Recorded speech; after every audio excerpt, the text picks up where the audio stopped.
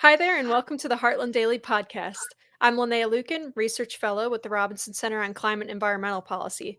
Today, I'm joined by Ann Bridges, former Silicon Valley executive and author of several books that touch today's subject, which is on domestic mining and the sort of bipolar approach on it that our government has taken. Ann, you're welcome to introduce yourself, tell us what you've been up to, and everything that you have written on if you want.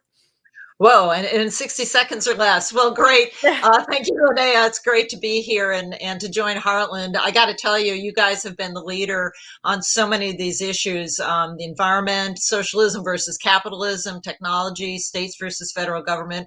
All these things are really coming together to a head now in terms of mineral resources. I kind of stumbled into this. Back in 2013, when no one in Silicon Valley was talking about the fact that we were reliant on China for our rare earth elements, our critical minerals, and our supply chain. We were just happily outsourcing. I recognized that that was an Achilles heel in our ability to continue to sustain our high-tech lifestyle, which by that time had, mushroomed with the internet and smartphones, and everything was related to technology. And literally no one was talking about it, no one addressed it. So I decided I'd write a fictional account about it, called Rare Metal, and that launched me with unintended consequences, all of a sudden the forefront of being one of the few in this country who's actually been talking about this openly at the consumer level, right? So trying to help people understand why minerals are important. And I co-authored a nonfiction book, which actually goes into much more detail with a geologist who actually understands geology. I have no background in that, but we tried to make it an easy to read book that is called Groundbreaking, to help people understand what exactly is the problem, how we got here, and some recommendations of where we want to go and what we need to do in terms of our mineral policies if we're going to accomplish all these goals that are being set forward, whether it's the technologists or the environmentalists or our defense, medical technology. All these things rely on ultimately minerals. So that's what I've been doing, and that's where I am. And I'm thrilled as punch that Heartland has brought you on board, because I think it's a really, really interesting place that we need some leadership in for the entire industry in the country. Yeah, and thanks for that. And in case anyone watching isn't aware, my background is in petroleum engineering. I worked offshore for a couple of years before coming to work for Heartland. And my background is also a little bit in geology. And so let's get right into it with the situation that we've got going with our mining in domestic mining. So far, just a couple of months ago, and we can pull up an article on this, but just a few months ago, Biden's administration was canceling mining leases, and the environmental left has always been largely hostile towards any kind of mining at all. You ask someone what they think about mining for copper or something, and all they'll tell you is it's so bad. It's strip mining, and you just have a huge hole in the ground. It's bad for the environment. Well, at the same time, and just recently, especially with what's going on in Russia and our current fuel prices, the Biden administration has gone whole hog on electric vehicles and on a lot of the green tech that tends to take a lot more of these critical minerals than a combustion engine type car. Because it's not just the batteries that will have lithium. It's a more intensive type of technology. So in the news just today that you brought up to me earlier, President Biden has actually just enacted the Defense Production Act for these mineral resources. And I don't know if you have a whole background, because this just popped up today. If you can tell us a little bit about what's going on with that. It doesn't seem like it would have a huge impact on policy right away, because you can't just up production that quickly. But Yeah.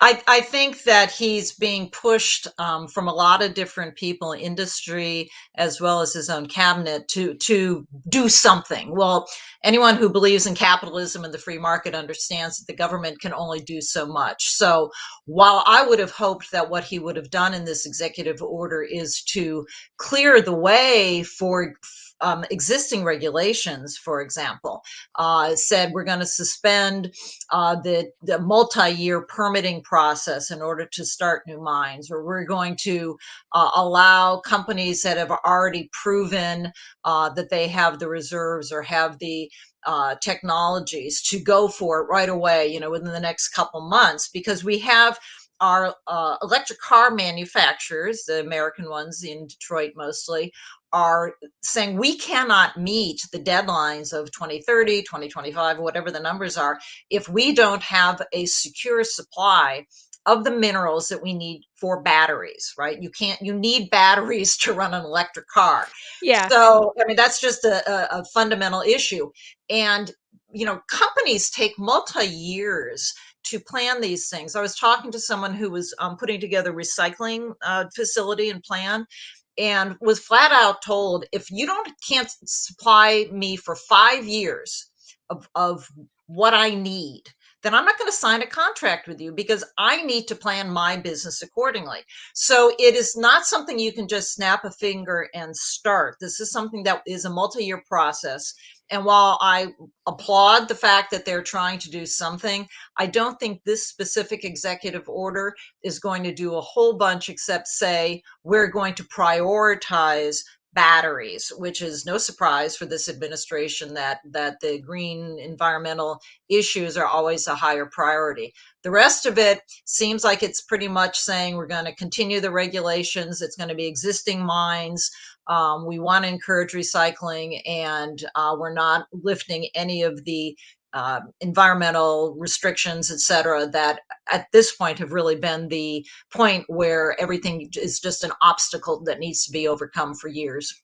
Right. It sounds like it's a lot of the same sort of, overburden that they put on the oil and gas industry as well, where, upstream you've got all sorts of barricades to permitting and everything.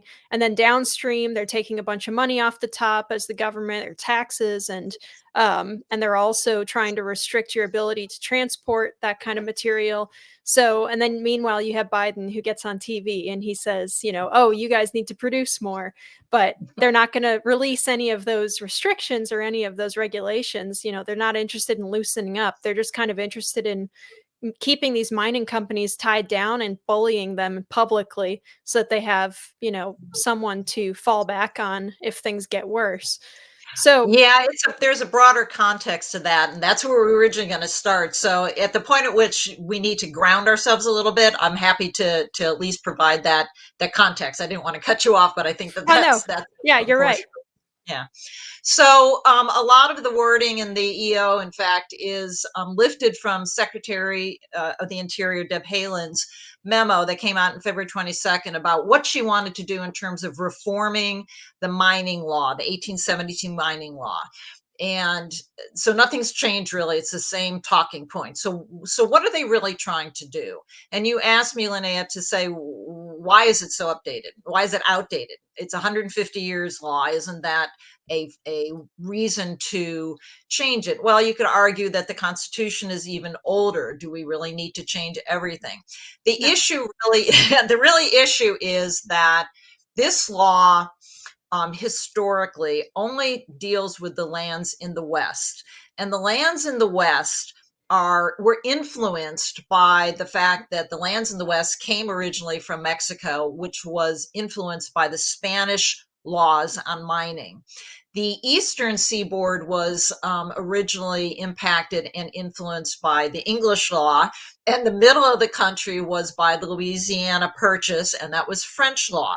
So as each areas of the country became folded in under the government, there were different laws in place to handle what is in essence the property rights.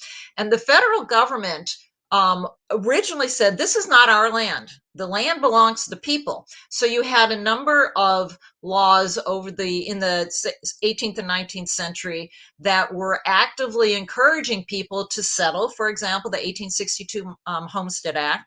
And then the Mining Act in 1872 said, hey, we have all this land in the West. We have this huge debt from the Civil War. Why don't you guys go ahead on out there and explore? And if you find something, you can claim it. It's a small fee and you can work it and it's yours, because they were trying to get rid of the land. They were trying to get people to make it Yeah. productive, right? Okay. So that happened, and there were some tweaks, as they realized that this wasn't perfect, but it in essence stayed as is. The major changes that were made were in 1920, where they separated out mineral leasing.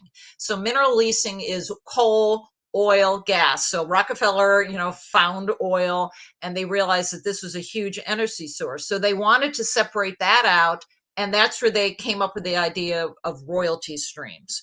And then in the mid 1940s, they realized that cities who were trying to now build, so we're in the post World War II era, suburbs were being built. They needed gravel and cement and common uh, stones, common minerals, as it were. And so they carved that out separately and said, okay, the local governments, the states, they get all of that. So there have been changes, right? It hasn't just been, nothing's been looked at in terms of minerals since 1872.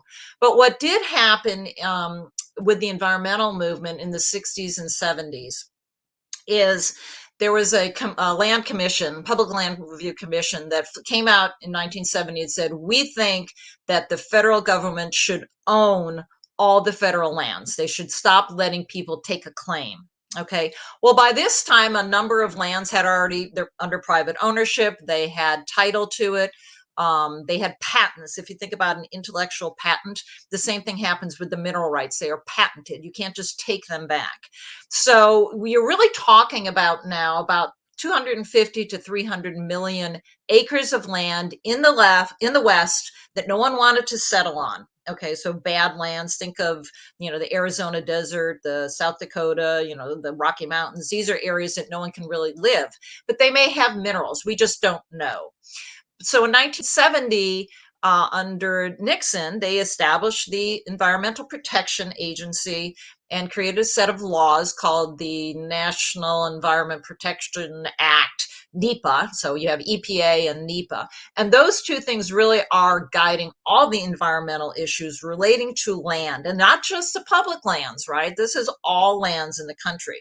So to say that the 1872 Mining Act doesn't include environmental review is disingenuous. I was going to use a different word, but Yeah. disingenuous, because all these people still have to follow all the EPA lands. Right, and The we can pull up an article that I have here by, commondreams.org, and they have declared that there's basically no protections for shared public lands and their environment under current mining law, which clearly is not true, since we still have to follow the EPA and we still have to follow. Right. You can parse the words, right? That is true under the mining law. It's under all sorts of other laws. And the other key act, and I just want to mention it because everyone forgets about it, in 1980, Congress passed, with Jimmy Carter's support, who's a Democrat, and signed into law in 1981 by President Reagan, what's called the Minerals Policy Act. And that very significantly specifically says mineral development and environmental protections must happen in balance. In other words, you can't just protect the environment and you can't just go exploring for minerals. That has to be in balance. And everyone kind of ignores that because they like the EPA, and the EPA has the power and regulatory body, et cetera. But that's a very, very key law. And that's where a lot of the mining conflicts come in, because you have a number of laws on the books that are supporting more development, more exploration, certainly utilizing the mines that we currently have operating. And yet it's very easy to point to the old law and the EPA and say, no, no, no, no, no one's following it. Well, that's not actually correct. So, brief history of mining 101. So, There obviously are standards that mines are held to. You hear all the time about stories of the EPA running audits on these mines. I think maybe it was the King mine in Colorado that Mhm. was pretty infamous in the news a couple of Yeah, years ago because the EPA came in and they were the ones who messed up the mine and caused some major issues with the local river. yeah. And so we know that this stuff happens, and we know that, you have gold mines and stuff up in Alaska that get regular visits from the EPA to make sure that they're upholding environmental protection standards. Um, so to say that the 1872 law has, it might not explicitly state any environmental protections, but that doesn't mean that it doesn't follow under an umbrella that does. That's correct. And I also want to point out that since the EPA laws have been established and the regulations have been defined, and now we're just talking about federal, right? There's also all these state and local things, but let's just talk federal for a while. Since those have been implemented, and the last, I think, recommendation was put into place in 1990 or 91, there has been one incident of a mine that caused any problem. All the pictures you see, all the nastiness that you hear complaining about, generally are from mines that were abandoned before there were any of these kinds of restrictions. Okay, so a current mining company is operating under current environmental law. The fact that there is a yellow river in the King's mine was from, I think, 30, 40, 50 years ago. In California, we still have people complaining about mercury. Well, mercury was used in the gold rush and, managed to get in the water supply because they were sluicing, using hydropower in order to separate everything. But the bottom line is that is not being done today. But the nasty pictures you see, those are the historical ones from National Geographic. The environmentalists love pulling them out and pointing to them, but you really have to do your homework and say, exactly where is this? What date was this mine done? Do we still have a current, or has it already been cleaned up? Because that's the other thing. Some of the most egregious sites have been cleaned up through the EPA, through the Superfund Act.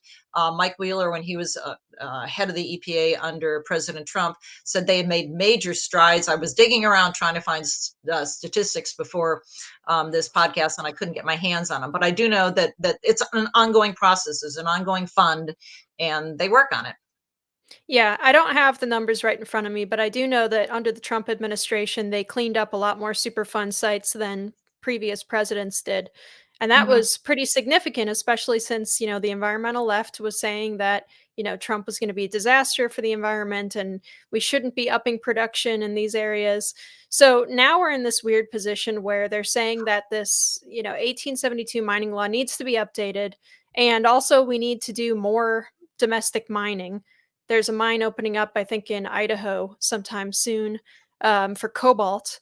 And there's all sorts of back and forth for the environmentalists. It's kind of like they've placed themselves in a lose lose position because, on the one hand, they need these minerals and they want to get them, according to the Biden administration, faster than ever before so that they can meet all these requirements that the government has levied on us.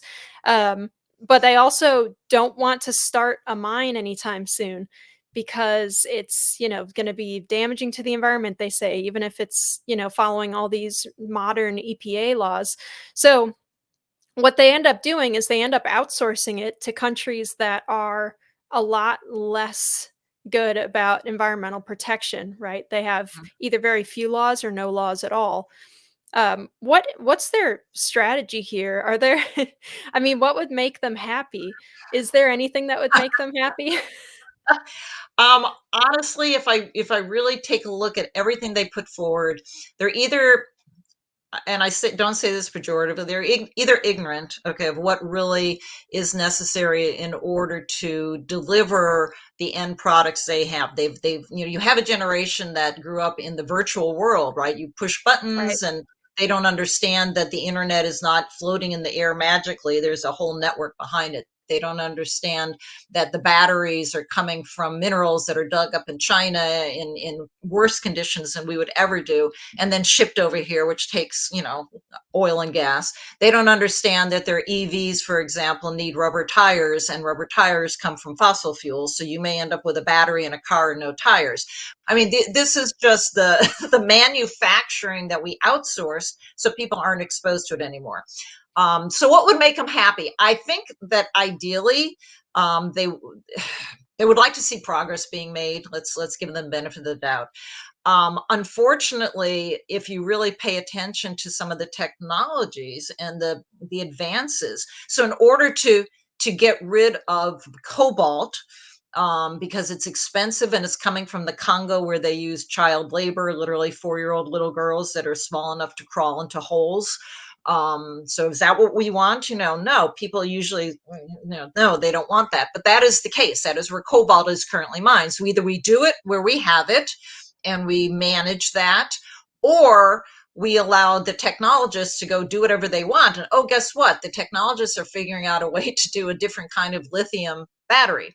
So by the time the government comes along and says, okay, well, we'll allow this one cobalt mine, maybe cobalt is no longer needed, they're going to be using something else. I mean, Silicon Valley is very rapid, and I lived through this, and the technology changes generally every 1 to 2 years, if not faster. So trying to get the government involved and regulating all this is really a fool's errand, because they can't keep pace with the pace of innovation. So that's the biggie. Right. So I guess what you're saying is, with the amount of time it takes to get through the whole permitting process and everything that you need to do to get a mine started, let's say that they discover tomorrow that cadmium is super necessary for, extra stuff than it already is. How do you get something like that started in the amount of time that it's still relevant technologically? Um, so Well, you can't. I don't think the government can. And this is where the mining companies are important, because, for example, when you mine copper, yes, copper is, first of all, we need a lot of it. You can't just say we don't want to have copper mines. What do you think carries electricity to all those electric charging stations? And what do you plug into when you're plugging in your smartphone battery? You need copper. We need lots of copper. We need like 300% more than we are currently mining. So, but the good thing is when you mine copper, you actually get the byproduct or co-product of all the rare earths as well, because you may need a ton of copper, but you maybe only need 100 pounds of neodymium. Okay. And it's not worth it to dig all of that ore out for the 100 pounds, but it is worth it if you can get copper as well and process that and send it off to the market. So we need a lot of mining in order to be able to find all of these minerals that are part and parcel of the technology that we want to use, we are using, and we will need to use to stay competitive in the world, not just economically, but for national security as well. I mean, these are the things that fuel our weapons and our night vision goggles and our submarines. This is not a small thing to say we don't have our own. Right. So right now, what does that process look like? Where are we getting this stuff from other than, just the Congo? But I know we were talking about trying to skip over China for cobalt, and we were going to mine up our own cobalt, but then we're sending it to Brazil for processing because we don't have our own refineries or processing smelting plants, whatever it is that you need to get cobalt out of the rock. Um, so what right now are we doing that that we could feasibly change relatively quickly? Well, hopefully that is one silver lining that I see in this EO that just came out today with the Defense Production Act, because they actually are encouraging processing purification on sites that already have it. So if there is a place that has a way to do it, then they are basically now being encouraged not only to expand it, but possibly to with the market forces will be there to encourage more investment, and maybe more customers will put contracts in long term because they'll know they have a supply.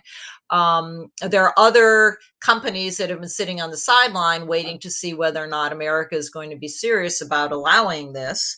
And you're talking about the entire manufacturing supply chain. The mining is just a small portion of it, and one could argue you could get the minerals from anywhere. Ultimately, right now the bottleneck is China. Even if you mine it in Southern California, for example, we are mining some of the light rare earths out of Southern California. They are putting them on a cargo ship and sending them to China for processing and then sending them back.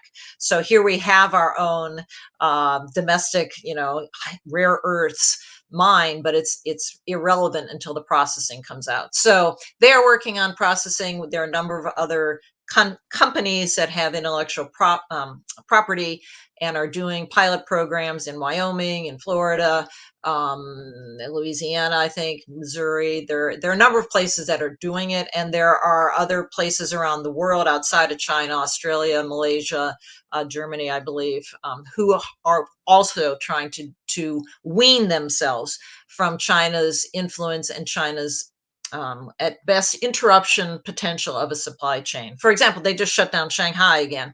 Well, that's a major manufacturing locale, and they have ports, and so all of a sudden our supply chain is going to be interrupted yet again for our manufactured goods because they're still dealing with COVID. That's just a reality of a global economy that no one really thought about, and we're now living through. Right.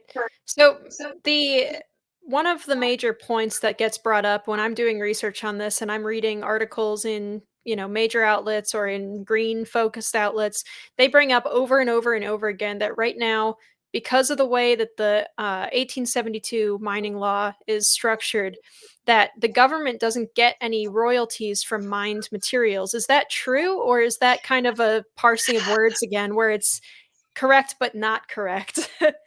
Correct, but not correct. So I'm going to break this into two components. Let's put the word royalty aside for a second. These are corporations. They pay corporate income tax on their net profit, just like anyone else does. They have so they'll mine something, they bring it to a smelter. That smelter then tells you what the market price, but that's the equivalent of their revenue. Then they have all these expenses to go against it, and they may have multiple mines.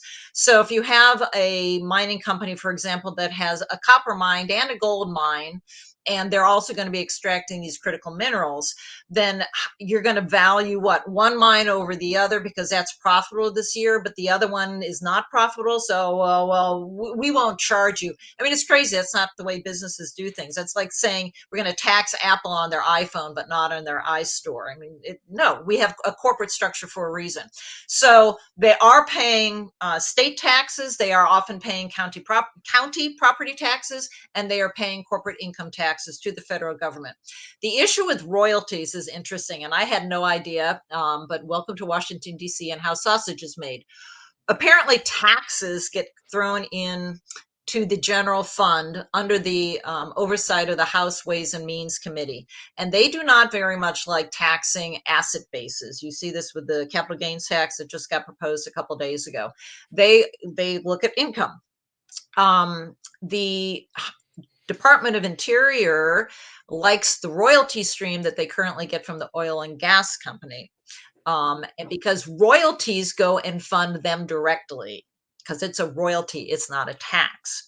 Right. Now, right? So, but the difference between mining and oil and gas is when you find a new oil and gas well, for example, and you can probably talk about this better than I, the legwork is done up front, then you tap it and you kind of have a sense of how many years you've got, and the costs come way down as you're pumping oil from there. Right, That's it's not kind of set and forget on some of them. right.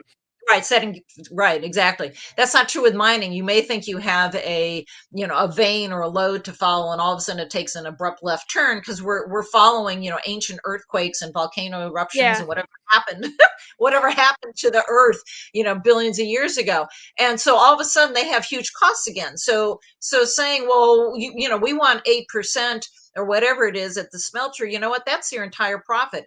And if you do that, they won't explore. Why on earth should they work for free or at cost for the government? They just walk away and they go to a different locale, which is what has happened in this country. One of the reasons we don't have mining here is not just the environmental laws, but it has been downright hostile from a tax basis in order to encourage anyone to do it. So you have the companies who have bought or been settled before 1970, have those lands, and they are able to produce, but there hasn't been anything new for decades. It's funny, I haven't heard it explained like that before, but it sounds like it's kind of a nightmare because it's like in the oil and gas industry, you're just stuck in exploration phase forever because you don't know, you might have good seismic and stuff for the mine that you're trying to get at, but as I well know, just because your seismic says one thing, once you drill that hole, it might not look the way that the seismic said that it did.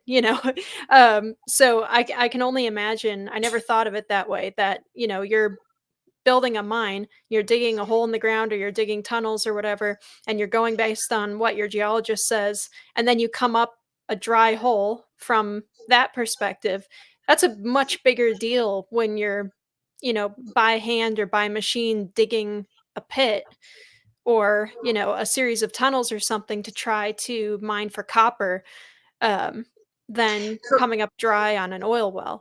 Right. Now, there are some really interesting technologies. I keep an eye on what's going on in Canada because they have a really hostile environment, right? They're up there in the Yeah. permafrost. And they are using drones. They are using all sorts of automated equipment. They're trying to use satellite imagery to better guess where some of these veins are. But I'm going to bring us back to our country and our really funky private property ownership. The citizens own the land, not the federal government, and that's unique to America. I think maybe South Africa as well, but no other country in the world is like this, which is why we people kind of scratch their heads and say, I don't understand. But be that as it may, the concept of exploration is, if you allow someone to go and explore land and they find a mineral and they stake a claim, it can no longer be withdrawn. And if you follow the federal land withdrawals in 1968, before all this environmental stuff happened, like 78% of the federal lands were available for exploration. We are down now to less than 30%. So Oh every wow. time they say, oh, we have to protect a sage grouse, oh, we have to protect this wheat, we have to protect X, we have to, give the indigenous tribes their ancient burial grounds. Whenever they withdraw federal lands for whatever purpose, now it can no longer be available for mineral exploration. And then the reverse is true. If they find minerals on it, is now no longer able to be withdrawn. So I haven't gotten anyone to confirm this theory publicly with me, but there's basically a disincentive for the federal government, for the Bureau of Land Management, to allow mineral exploration, because then they will no longer be able to have control over that. It will become part and parcel of a mining claim, and they can't withdraw it. So if they ever find a bald eagle's nest, oh my God, they won't be able to withdraw it. So it really is environmentalism against the mineral extraction resource drive of this country, which is why, again, that 1980s law was so important. It's supposed to be in balance, and the environmentalists clearly have won hands down up to this point.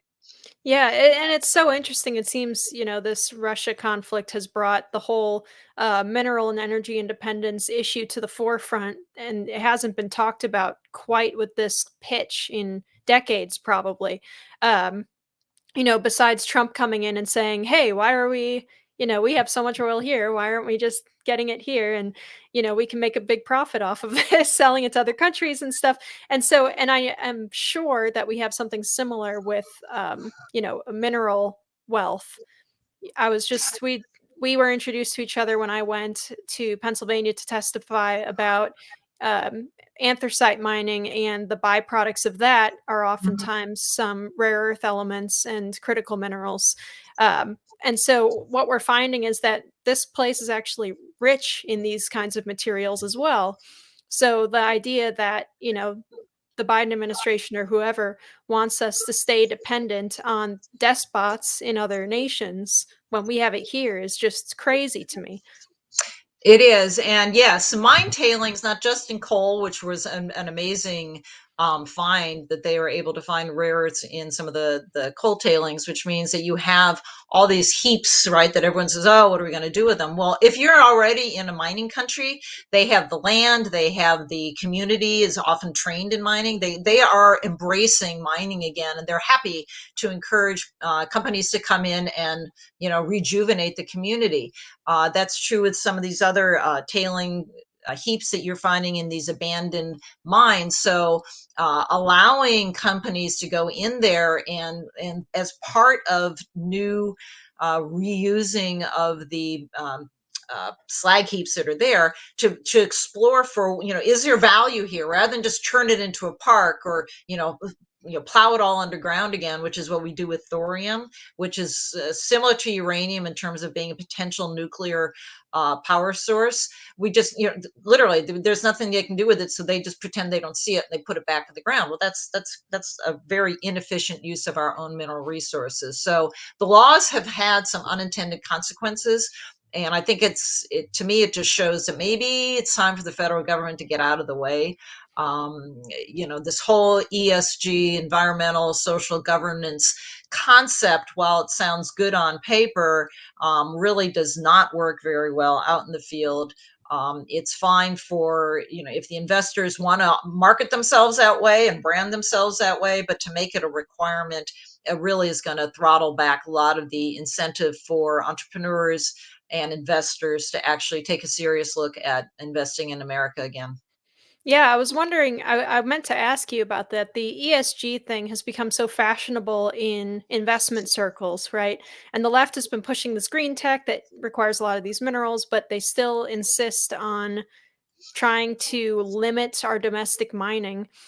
So, do you think that this ESG push that they want, or like stakeholder capitalism, that this is going to be a major hindrance to developing these minerals here? Or do you think that these environmentalists are just going to say, well, we need it for our electric vehicles or whatever, so we're going to make an excuse for this particular area and go for it there? Yeah, well, I never forget there's hypocrisy galore whenever we get into investing in politics. I believe the branding of ESG is going to be popular for a while until they find out that it doesn't deliver on the returns that they want. We saw this with the tobacco industry. Everyone said, oh, we can't invest in tobacco companies. And the pension funds, especially out here in California, CalPERS, which is the California Public Employee Retirement System, it's like 7% of all the funds that they deal with. It's huge. They didn't want to invest in fossil fuels. They didn't want to invest in tobacco. And then they realized they weren't getting any return for their pensioners. And they said, you know what? Our role is to make you guys money.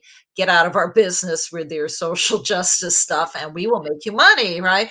So it's a global issue. Europe has certainly embraced it. Whether they embrace it here or require it, I don't know. Again, it was disconcerting to me in this executive order today, the Defense Production Act, that he did not lift any of the really stringent environmental requirements and said, no, no, no, whatever we've been doing, we're going to keep that in place. So I'm sure there was some sort of negotiation going on there to make sure that his key constituency is satisfied. Well, so to wrap it up here, because I don't want to hold you for too long, but I That's could all right. talk forever about this. So, um, if you were the queen of the United States and you got to tell the EPA and tell all these like BLM and stuff what we need to do in order to be either mineral independent, or if it's even necessary to be, what would your overall advice be to put us into a better position than we are now? Well, I think I would look at the different time frames we're trying to deal with. There's an immediacy. We are reliant on China too much. I've been saying that for 8 years myself, and people have been talking about this for at least 12.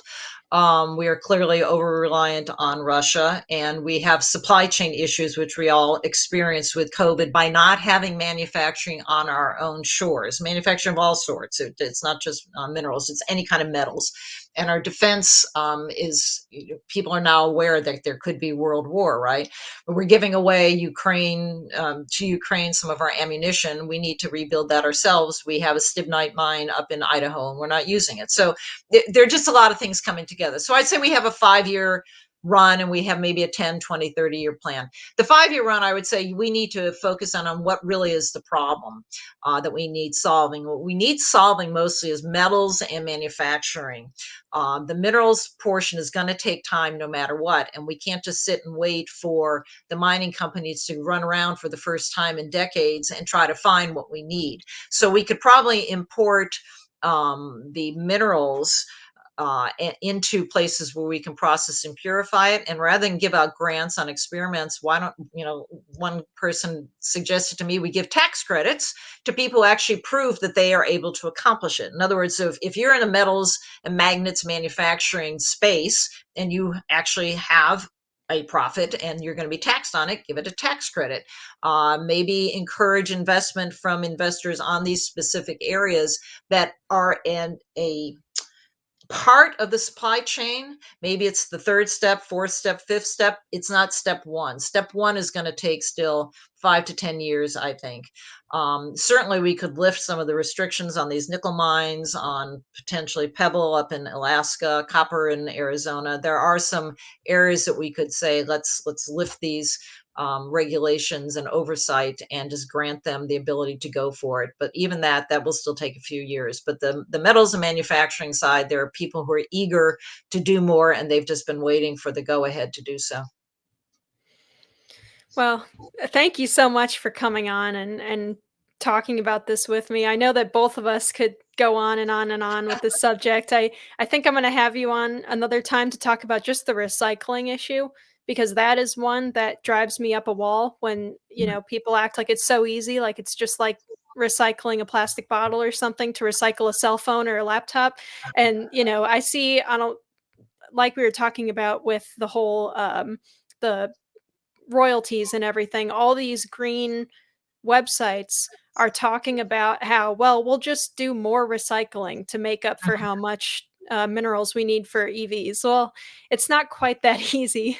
Um, Well, you have to have something to recycle, right? yeah, Until you have a critical mass to then do something with. It's like I'll recycle my one glass bottle. Well, that's great. Until you have a million of them, you're not going to have a recycling facility, and it's that basic. So saying you're going to do lithium batteries when we have what, 2%, 3% of the electric cars have them? No, you're not going to have them. yeah, no, it's hard enough with just the regular stuff that we separate out in our garbage. All right, well, it's always a pleasure to talk with you. Thanks for joining me to discuss Oh, this thank you. topic.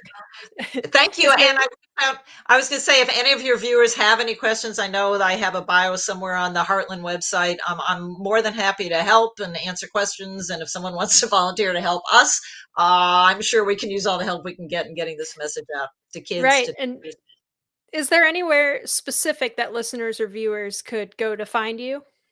I have a webpage, authorannbridges.wordpress.com, or you can just do a search. Ann Bridges, Silicon Valley usually pulls me up pretty easily. I'm also on Twitter and LinkedIn, and those are the two main ones. Yeah. All the places. All right. Well, thanks again.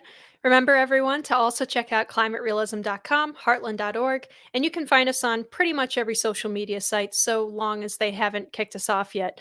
Give us a nice review and hit like on whatever platform you find us on. It really helps us out.